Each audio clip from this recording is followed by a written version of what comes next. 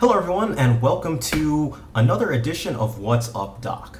Now, What's Up Doc is the series that I go into where I discuss something in particular about fragrances or something in general that I think needs explaining in a community. But this particular edition is about the top 10 YouTube reviewer tips that I have.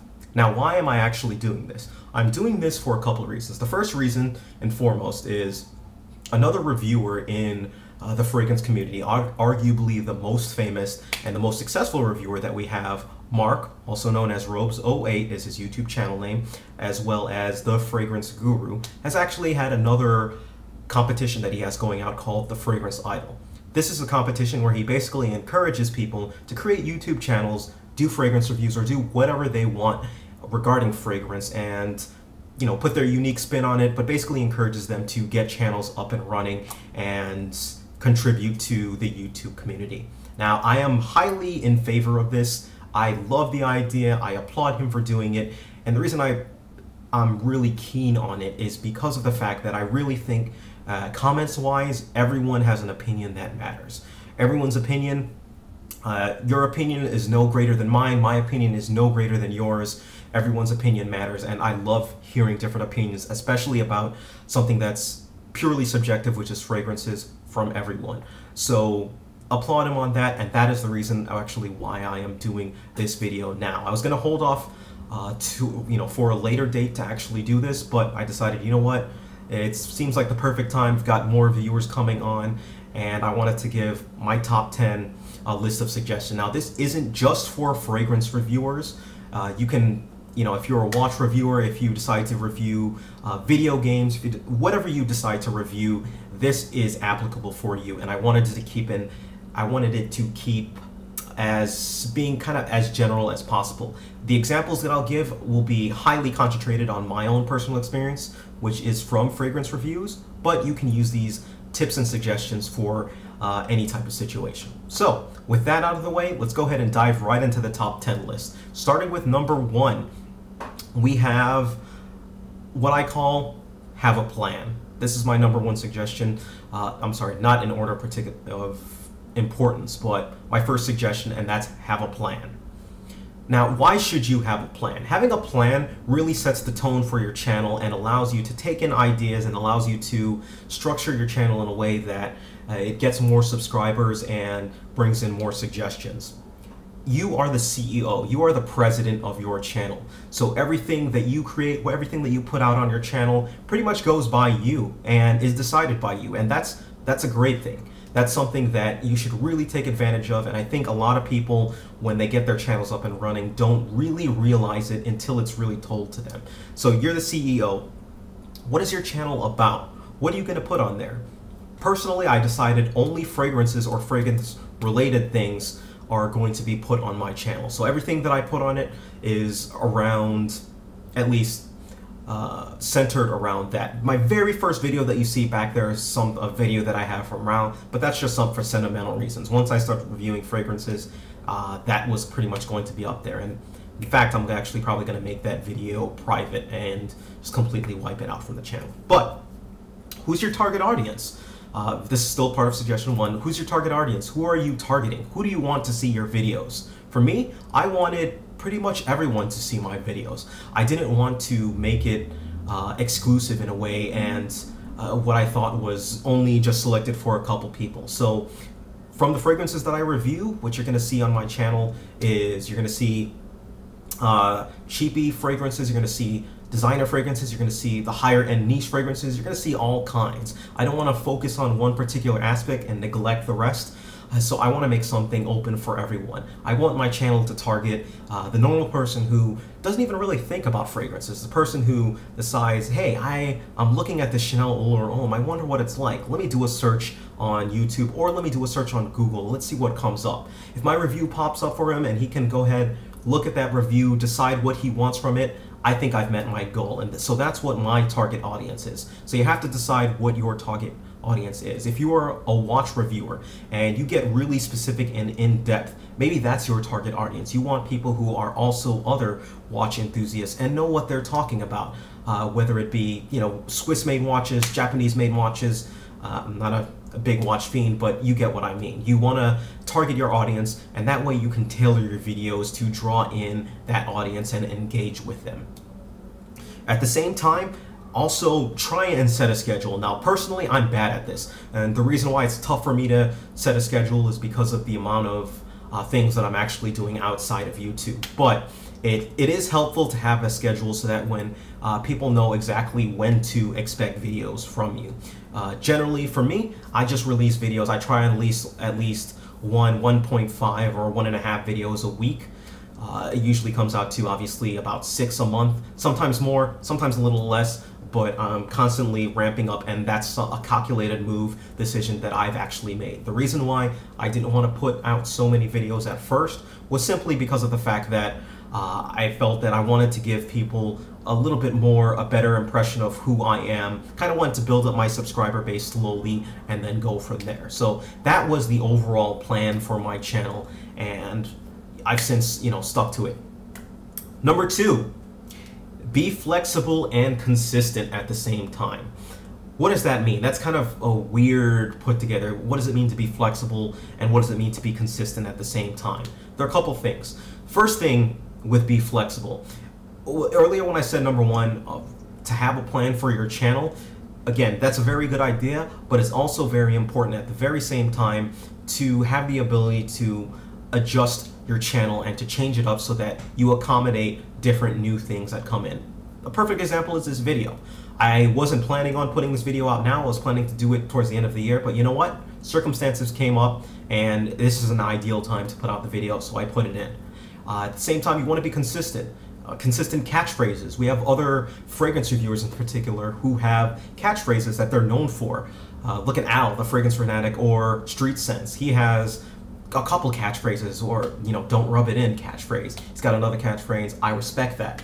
Those are things that when that phrase is uttered and said, it's him, basically. So it's helpful to be consistent in that manner. It's helpful to have a manner that you are constantly presenting your subscribers and other people who are viewing your videos, so they get to know you, and they kind of get to know you on a personal level and connect with you in that way.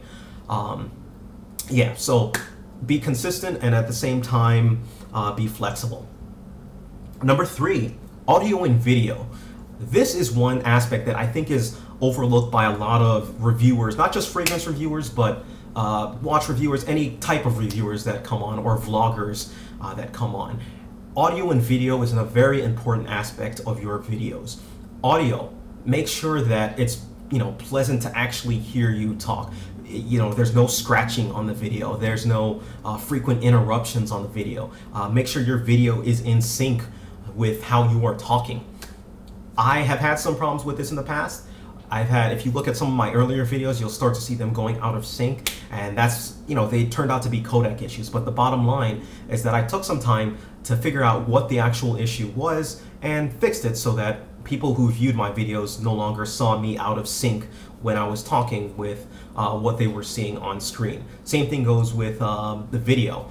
If you can, invest in a good camera. Invest in something that will look pleasing. It doesn't have to be an HD camera or anything like that, but it just has to at least look decently pleasing, because there are some people out there who, yes, they're interested in your reviews, they're interested in hearing what you have to say, but at the same time, they can't get past the bad audio, or they can't get past the video that's all over the place and scratchy and stuff like that. So keep that in mind. Just a suggestion: invest in a decent camera, invest in some decent audio. Doesn't have to be expensive. Mine cost, I think, something like, it was 50 or so that I bought this camera for. So invest in good audio, invest in good video. Once that's out of the way, other things will roll in and fall in. Number 4, and that is have patience. It's very important to be patient with your channel. Your channel is going to take some time to grow. Once you start getting yourself out there, people are going to start taking notice. When I first started off, subscribers trickled in, a couple came in here and there, and if you look at over my video progression, you'll see the amount of engagement just kind of went up, up, up, and up. And that's how it is. It's as you put out more quality work, as you put out more videos and really begin to establish yourself what you'll notice is you'll notice more people start coming to you. So be patient. It's going to happen. One thing that I see come up, actually that I've seen come up more, are these services that will actually add subscribers, add likes, add favorites to your videos. I don't really see any point to it because it's almost a false or a hollow shell. You don't get real subscribers from it. I personally like to interact with my subscribers. They ask questions all the time. I answer them, I go through them. It's really important for me to get real people looking at it rather than a bot or something that's simply going to add likes, subscribers to one video, and that's not going to carry over to the rest of my videos. So personally, I say stay away from it. You know, as always, it's always your choice. But, you know, if you want those real subscribers, just keep at it, be patient, and, you know, be understanding. Give it time, basically. Number 5. Be honest. It's very important for you to be honest with yourself and with your viewers as you're coming off. Most people, obviously not trying to be disrespectful here, but most people are not dumb. If you say something, if you're just talking or regurgitating something that you've seen somewhere else, most people are actually able to pick up on that, and they're not going to be too pleased about it. They're not going to stick around on your channel because, well, you're not original. At the same time, you know, what they're getting from there is probably something that they're going to be able to get from somewhere else. At the same time, some may feel insulted from it that you've decided to lie to them. Whatever the reason may be, you know, be honest. It's always helpful to be honest, and it really helps with your subscribers, and it really helps with even yourself going forward. So just a general suggestion, whatever you do, whether it be sale videos especially, if you're selling stuff, be honest about your sales. Be honest about what you cannot do. Do not assume at the same time that somebody knows what you're thinking. So you want to state, whether it be in your video, in your notes, specifically what you're trying to do, especially when it comes to sales, when it comes to getting rid of stuff. You know, be honest, be consistent, and be clear with it. Going on to the sale topic, for example, if you're selling something and again, I'm not talking about anyone in particular here, so I don't want anyone bashing down my door for this, but if you're selling something in particular and you know that you won't be able to ship this thing out to the person, tell them beforehand. That's it. That's as simple as it takes. You know, when you assume things and you come across and assume that somebody knows what you're thinking and knows the situation that you're in, it's generally not going to turn out pretty good, and you're probably going to get a little bit of hate, you know, spewed towards your way. So just keep that in mind. Number 6, be open to criticism. I know that sounds weird, but it's also pretty important for you to be open to criticism. You're going to get it anyway. But I think one of the toughest things is actually filtering out what's valid criticism and what's not valid criticism. So a good example, I've gotten plenty of criticism for my channel going forward. Some of it that I've actually incorporated and fixed, some of it that I've actually left alone because I didn't want to fix. A good example of criticism that I've gone my way, my old videos, like I said, were off sync. People would comment on that all the time. The fact that I'm rubbing my nose right now, for some reason it gets itchy. People would comment on that. For the most part, I've corrected it. For some reason, my nose is itchy right now. So go figure. See that poster right there? That Alvin Ailey poster? I've had tons of people comment that I haven't hung that thing up. But the reason I haven't hung that thing up is because these walls are hollow, basically. And I'm not sure if this wall can actually support the weight of that heavy poster. So that's why I haven't actually put it down there. So, yeah. So there are suggestions that are going to come that you can go ahead and implement. At the same time, a lot of people asked for me to get more top 10 lists up and going. Some people asked for me to get more cheapy fragrances on my channel. And those I went ahead and took in, and that's what I make my, that's kind of how I vet my own process. I decide what comes in, I decide what comes out. Back to my first point of being the CEO and president of your channel. You decide what you want on there. You decide what you want to do. But at the same time, I would highly suggest not being completely blocked off to any criticism that comes your way. Be prepared to accept that criticism. You know, take some with a grain of salt, implement some if you can. It's your choice. Now, which brings me to number 7 actually. Have a thick skin. have thick skin. This is very important because alongside with that criticism, you're probably going to get some nasty comments. I get nasty comments, I would say, at a decent rate as well. I get a lot of positive comments.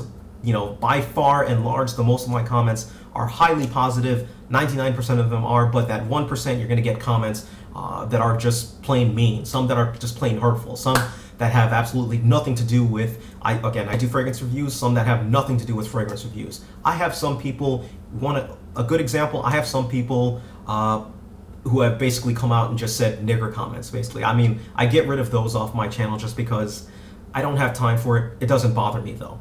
I just won't allow it on my channel. I won't allow other reviewers or anything like that to be made fun of on my channel. It's not the place for that. At the same time, you know, I don't allow political discussion or anything like that, or religious discussion on my channel, just because those are usually hot button issues, and not everyone has the thickest amount of skin. I've gotten comments along the lines of, oh, hey, you know, you're not black enough. You know, at the same time, it doesn't bother me. Why? Because it's not important, and just get rid of them and just ban them. I don't care, really. So have thick skin. Don't take things too personally. For people who give a comment that might be, you know, on the fence, you know, don't go overboard. I've seen a lot of people quit YouTube. I've seen a lot of people quit reviewing because they couldn't take the comments that they were getting. Some, you know, they may have misconstrued something. They may have thought another reviewer was a little bit belligerent towards them, or another reviewer was a little bit rude. You know, take the time to talk out. Don't take it so personally. Take the time to talk it out with that reviewer. See if it can be resolved. If not, you know what? Go your separate ways. It's not the end of the world. All right? Now, keep rubbing my nose. All right, so I'm up to number 8. And that is keep likes, dislikes, and subscribers in perspective. There are some people who really go off of likes, dislikes, and subscribers to measure their success. But it's not really a good idea, just because it's the likes, dislikes are so subjective. You don't know what they're liking, you don't know what they're disliking. In general, the only thing that I even look at is dislikes to a degree. Dislikes, I'll only use them to see if, okay, well, maybe I might have said something wrong. For example, if in your videos you go out and you just go on a completely anti-Semitic, I can't pronounce that for some reason. I'll get the, but yeah, if you go on an anti-Semitism rant or something like that, you're probably going to get a lot of dislikes in your video. If you go out and as a fragrance reviewer, for example, because it's all subjective, if you come out and say, for example, Acqua di Gio, it's pure shit, you know what? That's your right. But at the same time, if you say it's pure shit and anyone who likes it is pure shit as well, well, guess what? They're probably not going to like that comment, because you in essence basically said anyone who likes that is shit, basically. So at the same time, you're insulting them directly, and they're not going to take too kindly of it. I've seen many a reviewer, many a vlogger get into trouble with this, and at the same time come back and go, well, why are people hating on me? You know, why am I not liked? Why, you know, what's going on? I just gave my honest opinion. Well, at the same time, while you gave your honest opinion, that's very true. There's nothing wrong with that. But you also insulted the people who do happen to like it, or who do happen to have a different opinion than you. So one of the things that I highly suggest, and that's still going off of keep likes, dislikes, and stuff in perspective, and that's, man, I just lost my train of thought, but and that's basically, you know, learn how to criticize on that, and that's, you know, learn how to take that into perspective, and learn how to say that something is not something that you like, but at the same time, you know, other people who do like it are fine. I'm not exactly sure how to do it. Everyone does it in different ways, but just keep that in perspective. And so that's why, you know, likes, dislikes, and subscribers should always be kept into perspective, because you know, it's a very, very vast generalization, and you never know what you're going to get with it. All right, number 9, use Google Analytics. Google Analytics is a tool that's provided free by YouTube, and it is an excellent tool. It allows you to really get into the nitty-gritty of your channel, see who's viewing what, from where, from what device, how many views, what the engagement is, how many people are actually interacting with it, how long are they keeping your attention, or how long are you keeping their attention in your videos? You know, when are they clicking off your videos? Where are they coming from? There are so many little aspects of it. Which videos are getting you subscribers? Which videos are getting you likes? Which videos are getting favorited? All these little aspects Google Analytics will tell you, and it allows you to tailor your channel in a way that's very productive and very helpful. So Google Analytics, know them, love them, use them. They're fantastic. I can't really say anything about it. Now, for the final number 10, and this is possibly the most important one, and that is enjoy yourself. YouTube, it's very fun. Reviewing, for me, it's very fun, very rewarding. It's not something that, you know, I get too wrapped up in, but I enjoy doing at the same time. Have fun in whatever you're doing. You know, as you go about, you're going to meet a lot of cool people. You're going to meet a lot of people who have similar interests. At the same time, you're going to get a lot of satisfaction out of it. So whatever you do with it, you know, have fun with your channel. So those are the top 10 tips that I have for you new reviewers that are coming in, or for people who are interested in fragrance reviews. So if you have any questions whatsoever, if you need help in any way, shape, or form, feel free, leave me a message, send me an email, or do whatever you gotta do. I always answer you guys. Thank you, and take care of yourselves. Have an excellent day. It's beautiful out there in New York right now, at least. Wherever you are, have an excellent day. Take care of yourselves.